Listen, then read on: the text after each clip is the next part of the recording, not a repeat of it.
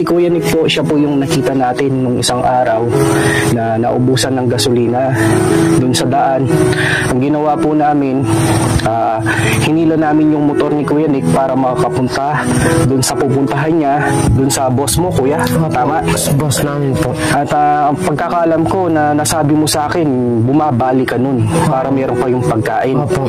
Bakit, Kuya Nick, nung nakita ka namin na pupunta ka dun? Po sir, kasi kaya pupunta po ako doon, hindi po kami makatawid kasi malalim po yung tubig, kaya na papunta po ako doon sana kasi kailangan lang po namin sana kasi wala po kami makain. Kaya ilang araw na kayo hindi kumakain ng Kuya? Ano na po, 3 araw na po. Minsan kumuha lang po kami ng mga saging dyan, hingi po kami ngayon. Kaya mo dito, Kuya? Nagpapastol lang ng baka po. Papastol ng baka. Sana mayroong pang blessing na mayroong makatulong po sa inyo na mapaayos po yung bahay nyo dun sa baryo. Para yung mga bata at sina ate, yung asawa nyo po, lalo na yung mga bata na hindi na sila tatawid ng ilog. Magandang araw po sa inyong lahat, mga kababayan, mga kabuksi. Ngayon, eto po, pinasyalan natin si Kuya Nick at tinignan po natin itong kubo po niya at natapos na po. At nagpapasalamat po kami unang-una po sa ating sponsor na si Mr. and Mrs. Edwin and Marjorie Arellano family. Sila po yung nagbigay po ng tulong po kay Kuya Nick na nagkakalaga po ng 18,000. Yung 18,000 pong yun, siya po yung binili po natin ng materyales at pinagbayad natin. Ito Kuya Nick, no? Yung nakalista po sila, yung mga nagtrabaho po dito. Yung pinagbili po ng ano po nila, pagkain po nila, merienda, yung sahod po nila. At ito din po yung mga resibo kung ano po yung binili po nating materyales. At bumili din po pala tayo ng grocery po kay na Kuya Nick nung pinuntahan po natin sila. Yun po yung sobra po na pera. Ngayon po yung kubo po ni Kuya Nick, kasama na po ang kanyang pamilya. Nagpapasalamat po kami kay Madam at kay Sir na nagpaabot po ng tulong. Napakalaking bagay po nito na naitulong po ninyo para kay Kuya. Ito na po yung kubo po ni Kuya Nick para sa kanyang pamilya.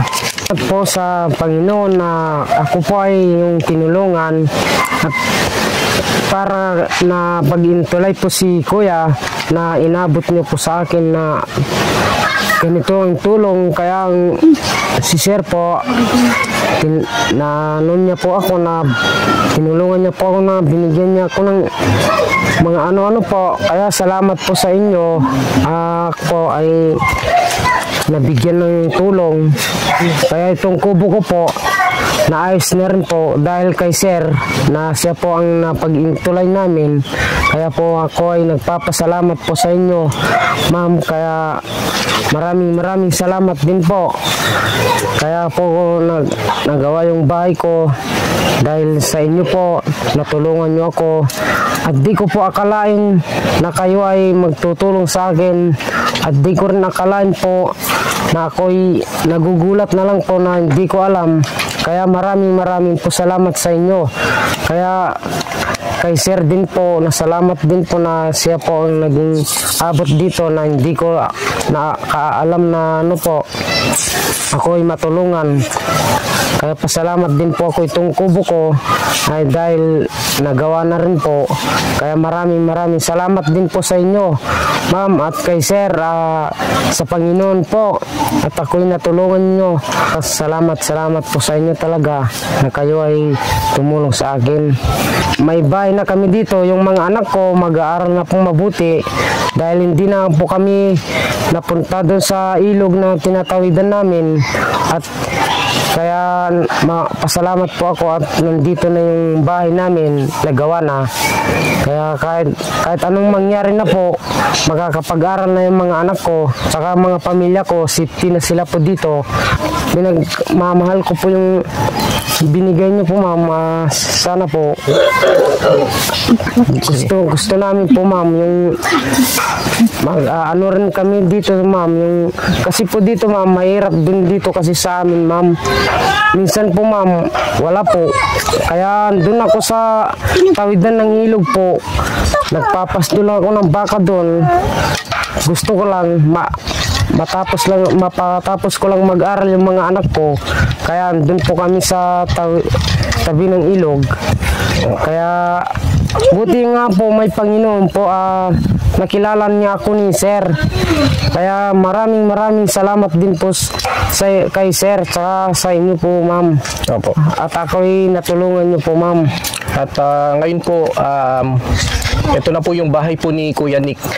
At po, nagpapasalamat po tayo sa Panginoon Diyos na tayo po ay naging tulay, na makilala po natin si Kuya Nick at malaman po natin yung sitwasyon, yung pamumuhay po nila at yung kalagayan po nila. At nung napagalaman po namin na si Kuya Nick wala po pala siyang bahay o kubo na tinitirhan, at nakita po ni Madam and Sir yung kalagayan po nila, at kagad po na kinontak po ako ni na Ma'am and Sir na mapagawa po yung kubo po ni na Kuya Nick. Kung kasi pong bibili po tayo ng kubo, yung ready, yung nakagawa na po na kubo na may kwarto, napakalit lang po. Pinipresyo po sa amin nasa 30,000 to 50,000. At ito pong resibo na ito, ibibigay ko po kay Ma'am. Isesend ko po kay Ma'am, kay Sir, para mabigay po natin yung mga resibo kung magkano po yung total po niya. At no, Kuya Nick, ito na yung bahay nyo. Dati nasabi mo sa akin na yung mga bata tumatawid sila ng ilog, tapos naglalakad silang malayo. Ngayon, ito, mayroon na kayong bahay, yung kubo nyo, mas malapit sa eskwelahan, malapit sa bayan. Bayan po. Hindi na kayo maglalakad at tatawid yung mga bata, lalo na pag tumataas yung hilog. Ang binigay niyo po sa amin, maraming salamat po. Po kasi nila manlubos makapaniwala po na yung pong mapagawa po nila yung kubo po nila, yung bahay po nila. Kaya kami po ay nagpapasalamat sa lahat po ng mga sponsor po natin, at kay Madam and Sir, kay Ma'am Marjorie and Sir Edwin Arellano family na from Hawaii. Maraming salamat po. Yung pong binigay nyo pong pera, eto na po, napagawa na po natin yung bahay kubo po ni Kuya Nick. No, Kuya Nick, komportable na kayo dito. Oo pa. Lalo na yung tinitirhan nyo ngayon, di ba? At maraming salamat po sa lahat, at lalo na din po yung mga subscribers at mga viewers po ni Buksi TV. Maraming salamat po. Arellano family, salamat po. Binigay niyo sa akin na tulong. Ito po, nagawa ng aking bahay po. Kaya maraming salamat po sa inyo. Kay Sir, kung hindi po si Sir, hindi po nagawa itong kubo ko. Kaya maraming po sa inyo, ma'am. Kaya kahit ganito po, okay na po kami. Komportable na kayo. Opo.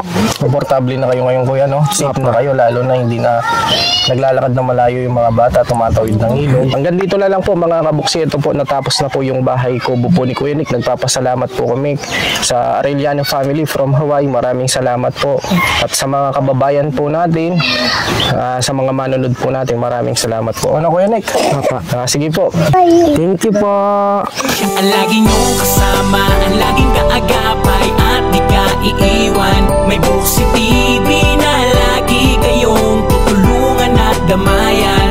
May mabuting puso para sa ating kababayan, handang tumulong para sa inyo. Buksi TV, siya si Buksi TV, taga-Kapas, Tarlac na may mabuting puso, handa na tumulong sa nangangailangan sa kanyang mga kapwa at kahit sino. Dating tricycle driver at ngayon ay naging charity vlogger. Malapit ang puso sa senior citizen, may mga kapansanan na tutulungan niya rin. At mga bata, gagawin niyang maayos. Simpleng tao na may takot sa Diyos, hangarin makatulong lang sa mga kapwa. Wala mang kapalit ay di siya magsasawa.